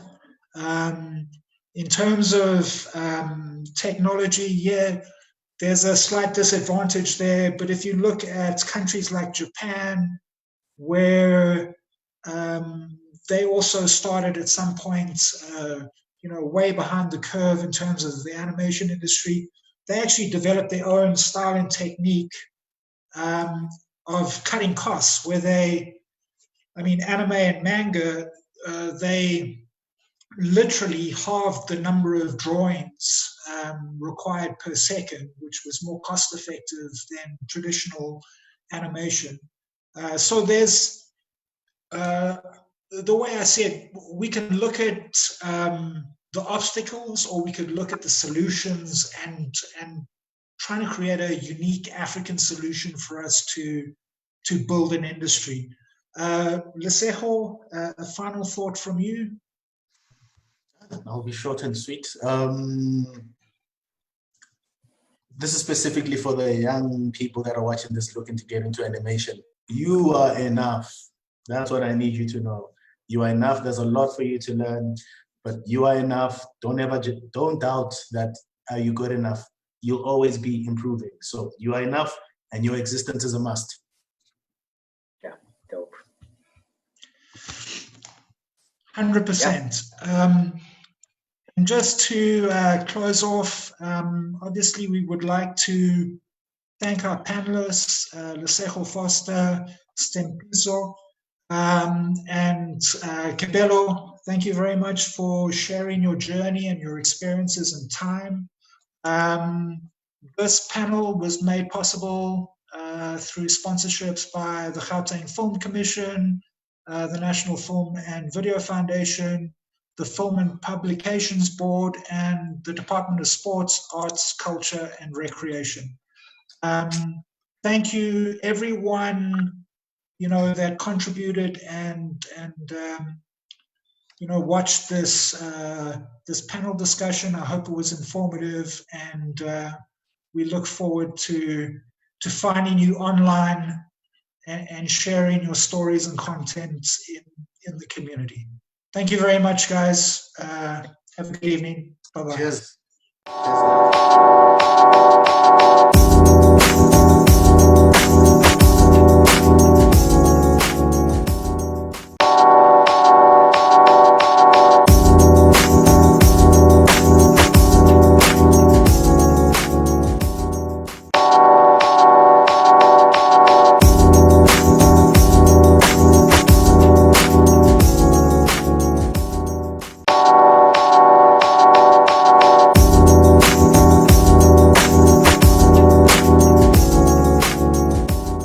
Gauteng province has created a relief for the benefit of individuals within the sports and arts sector. This is out of the realization that sports and arts continue to be one of the sectors that is hardest hit by the COVID pandemic. And in this regard, as a caring government, we have found means of how we can create some form of relief for individuals within the sectors, but also possible job opportunities. And in this regard, one of the things that we have done with all the national events or national day events that we do have, we've made them virtual and are still able to employ and work with various artists and sports individuals. And this has been done from our Human Rights Day, our Freedom Day, and now with Youth Month. We continue to integrate artists and sports individuals within, so that whilst COVID does not allow for major events to take place, by going virtual, it enables us to still be able to utilize these skills and showcase the talent that the province has. With regard to the Gauteng Relief Fund that is created for individuals within the sports and arts sectors, this is a relief fund of 28 million, which we seek to find individuals who work within our communities. These may be individuals who teach art classes within communities, who coach soccer teams within communities, netball teams and so forth across the various sporting codes. These are the individuals who play a critical role in the development of our communities. These are people who ensure that our communities keep fit and, more importantly, are engaged within positive recreational activities. Our fund is geared at all these people, and all we ask is that you come and apply, visit our website, visit our social media pages at Gauteng SACR, that's at Gauteng SACR, and you'll be able to get more information. We really want to make sure that we assist these individuals because we appreciate the work that they do in our communities, because it is in line with what government seeks to do, and we want to make sure that people continue being engaged within positive activities such as recreation, within arts, within our sports, and so forth.